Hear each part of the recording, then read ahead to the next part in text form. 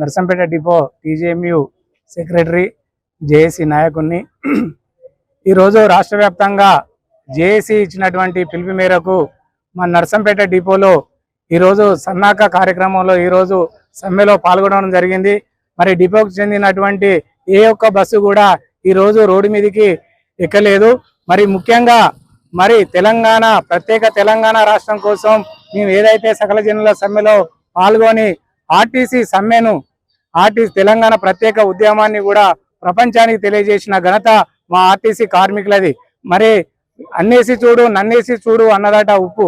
అదేవిధంగా తెలంగాణ ప్రత్యేక రాష్ట్రం కోసం మరి ఆర్టీసీ కార్మికులు ఉవ్వెత్తిన ఎగిసిపడి ఆ రోజున తెలంగాణ ప్రత్యేక రాష్ట్ర సాధన కోసం ప్రాణాలను పణంగా పెట్టి తీసుకొచ్చుకున్న తెలంగాణ రాష్ట్రంలో మరి గత ప్రభుత్వం బీఆర్ఎస్ ప్రభుత్వం కేసీఆర్ గారు మమ్మల్ని నట్టేటా ముంచిండు. మరి ఆర్టీసీని ప్రభుత్వంలో విలీనం చేస్తామనేసి చెప్పి ఆర్టీసీని చివరి దశలో ఎన్నికలకు ముందు ఆర్టీసీని ప్రభుత్వంలో విలీనం చేస్తామనేసి అసెంబ్లీలో తీర్మానం చేయడం జరిగింది. మరి అసెంబ్లీలో తీర్మానం చేసిన తర్వాత గవర్నర్ గారి ఆమోద ముద్ర కూడా మరి వేయడం జరిగింది. తర్వాత గెజెట్ నోటిఫికేషన్ కూడా రిలీజ్ చేసి ఎన్నికల పేరుతోటి ఎన్నికల కోడ్ వచ్చేసిందని కేవలం అపాయింటెడ్ డేట్ ఇవ్వకుండా మరి అక్కడ నిలిపివేసిన ఘనత గత బీఆర్ఎస్ ప్రభుత్వానికి.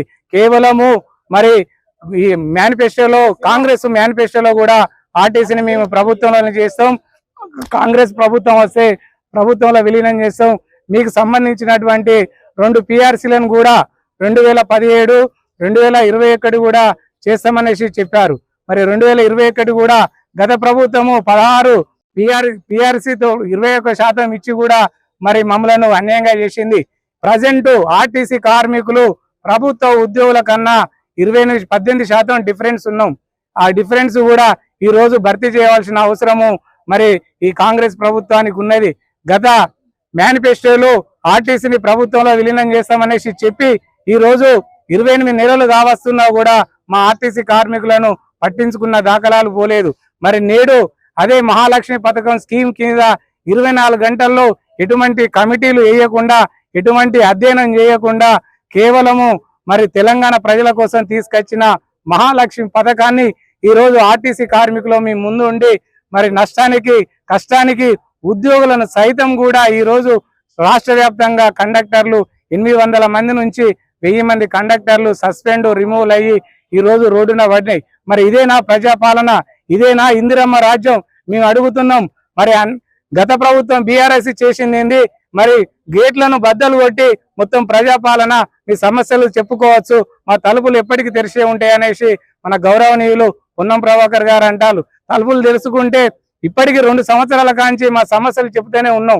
మరి ఆర్థికపరమైన అంశాలు కూడా మరి యూనియన్లను ఇస్తామనేసి అంటారు. గైడ్ లైన్స్ కూడా కండక్టర్ల గైడ్ లైన్స్ కూడా మార్చవలసిన అవసరం ఉన్నది. పూర్తి బాధ్యత ప్రయాణికుల మీదనే పెట్టవలసిన బాధ్యత ఉన్నది. ఈ రోజు 2021 PRC 2025 PRC కూడా పెండింగ్ లో ఉంది. మరి ఇప్పటి వరకు కూడా ప్రభుత్వ ఉద్యోగులతోటి సమానంగా 30% ఫిట్మెంట్ కూడా ఇవ్వవలసిన బాధ్యత రేవంత్ రెడ్డి సర్కార్ మీద ఉంది. అదే విధంగా ఇప్పటి వరకు కూడా 2017కు సంబంధించిన ఏరియర్స్ కూడా ఇప్పటి వరకు ఇవ్వలేదు. మరి మీ ప్రభుత్వాలు మీ ఎలక్షన్స్ మాత్రం 5 సంవత్సరాలకు ఒకసారి అన్ని ఫుల్ఫిల్ చేస్తాను. మరి మా PRCలు ఎందుకు ఇవ్వరు? మా DAలు ఎందుకు ఇవ్వరు? మా ఏరియర్స్ ఎందుకు ఇవ్వరు? మాకు ఉద్యోగ భద్రత ఎందుకు కల్పించవలసిందిగా మేము నర్సంపేట డిపో కార్మికుల తరఫున జేఏసీ తరఫున డిమాండ్ చేస్తాము. 2021 PRC ఇవ్వకపోవడం వల్ల ఈ రోజు రాష్ట్రంలో ఉన్నటువంటి సుమారు 38,000 మంది కార్మికులు సుమారు 4,000 కోట్ల PRCలకు మేము దూరమైనము. దీన్ని మేము రేవంత్ రెడ్డి గారి ప్రభుత్వానికి అప్పీల్ చేస్తాము. ఇప్పటికైనా కూడా జేఏసీ నాయకులను పిలిపించి చర్చలలో పాల్గొని మీరు మా సమస్యలను తీర్చవలసిందిగా మేము కోరుకుంటున్నాం. ఆర్టీసీ కార్మికులు ఈరోజు రోడ్డెక్కి తమ యొక్క న్యాయమైనటువంటి డిమాండ్ల కోసం ఈరోజు రోడ్డెక్కి జేఏసీ ఆధ్వర్యంలో మరి సంపూర్ణమైనటువంటి బంద్ను ప్రకటించడం జరిగింది. వాస్తవానికి ఈ ఆర్టీసీ కార్మికులు గత ప్రభుత్వం ఉండాలి ఈ ప్రభుత్వం వరకు కూడా అనేక డిమాండ్లతోటి పోరాటం చేస్తూ సమస్యల పట్ల ప్రభుత్వానికి అనేక సార్లు మొరపెట్టుకోవడం జరిగింది. అయినప్పటికీ కూడా ఏనాడు కూడా ప్రభుత్వం ఈ యొక్క కార్మికుల సంక్షేమం కోసం కానీ కార్మికులు ఉన్నటువంటి సమస్యల పట్ల కానీ వాళ్ళు శ్రద్ధ చూపకపోవడం, నిర్లక్ష్యంతో కార్మికుల యొక్క పనిభారాన్ని పెంచి పని చేయించుకుంటున్నారు తప్పితే రావాల్సినటువంటి డిమాండ్లను నెరవేర్చలేకపోతున్నారు. మరి మేము గొంతమ్మ కోరికలు కోరడం లేదు. ఈ ప్రభుత్వము గత ప్రభుత్వం విలీనం చేసి అపాయింట్మెంట్ డేట్ ప్రకటించి గవర్నర్ తోటి ఆమోదం చేసి అపాయింట్మెంట్ డేట్ ప్రకటించకపోవడం వల్ల సమస్య ఆగిపోయింది. అట్లాంటి సమస్యను కొనసాగించి మాకు అపాయింట్మెంట్ డేట్ ఇచ్చి ఆర్టీసీని ప్రభుత్వంలో విలీనం చేయమని మేము కోరుకుంటున్నాం. మరి మాకు ఇవ్వాల్సినటువంటి 2 PRCలు ఉన్నాయి. 2 PRCలు బకాయిలు ఏవైతే ఉన్నాయో ఆ బకాయిలన్నీ ఇవ్వాల్సిందిగా ఈ ప్రభుత్వాన్ని అనేక సార్లు కోరడం జరిగింది. యూనియన్లు గత ప్రభుత్వం యూనియన్లను రద్దు చేయడం జరిగింది. వీరు ఈ కాంగ్రెస్ ప్రభుత్వం మేనిఫెస్టోలో పెట్టినటువంటి ఒక్క హామీ ఒక్కటి కూడా మేము వేరే హామీ అడగడం లేదు. వాళ్ళు మేనిఫెస్టోలో పెట్టినటువంటి హామీలను అమలు చేయమని మాత్రమే ఈ రోజు జేఏసీ ఆర్టీసీ కార్మిక సంఘాలు జేఏసీ ఆధ్వర్యంలో మరి పోరాటం చేస్తున్నాయి. మేము ఒకటే కోరుకుంటున్నాం, మీరు ఈ సమస్యను సాగదీయకుండా, ఈ సమస్యను ముందుకు పోకుండా, ఈ సమస్యను ప్రజలకు ఇబ్బందులు కలగకుండా వెంటనే జేఏసీని పిలిచి మా యొక్క సమస్యలు పరిష్కరిస్తే మేము సంపూర్ణమైనటువంటి మీ యొక్క ప్రభుత్వాన్ని కూడా ఈ యొక్క మహాలక్ష్మి స్కీమ్ ద్వారా మీ అందరూ కూడా మీకు ప్రభుత్వాన్ని మైలేజ్ తీసుకొచ్చేది ఈ ఆర్టీసీ కార్మికులే అని తెలియజేస్తున్నాం. మరి ఆనాడు ముఖ్యమంత్రి గారు ఆ రోజు పిసిసి ప్రెసిడెంట్ ఉన్నప్పుడు ఆర్టీసీ కార్మికుల సమస్యల పట్ల ఆ రోజు సమ్మె చేసిన క్రమంలో మరి మీరు ప్రగతి భవన్ ముట్టడించినటువంటి సమస్య మేము తెలియజేస్తున్నాం. మరి ఆనాడు మీ సమస్యలు మీరు అధికారంలో లేనప్పుడు గుర్తొచ్చినాయి. ఈ రోజు అధికారంలో ఉన్నప్పుడు ఎందుకు చేయలేకపోతాను, ఎందుకు ఇవ్వలేకపోతాను? మా పరిస్థితి ఏంది? మేము ఈ రోజు రోడ్లు ఎక్కాల్సిన పరిస్థితి వచ్చింది. మా పిల్లలు, మా భవిష్యత్తు, మా కథ ఏంది? ఇదంతా మీకు లేదా? మీరు చేయాల్సిన అవసరం లేదా?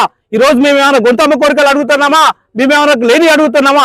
మాకు రావాల్సినటువంటి పిఆర్సీలు ఇవ్వమంటాను, ప్రభుత్వంలో విలీనం చేయమంటాను, యూనియన్లను రద్దు చేసినటువంటి యూనియన్లను ఇవ్వమంటాను. ఒక్క పైసా కూడా ఖర్చు లేనటువంటి యూనియన్ ఇవ్వడానికి మీకు ఎందుకు ఇంత అది ఎందుకు ఇవ్వలేకపోతారని మేము అడుగుతున్నాం, ప్రశ్నిస్తున్నాం. ఈ ప్రభుత్వం మా పట్ల ఏ విధంగానైతే ఈ విధంగానే వైఖరి కొనసాగిస్తే మా యొక్క సమస్యలు పరిష్కరించే వరకు మేము పోరాటం చేస్తామని తెలియజేస్తున్నాం.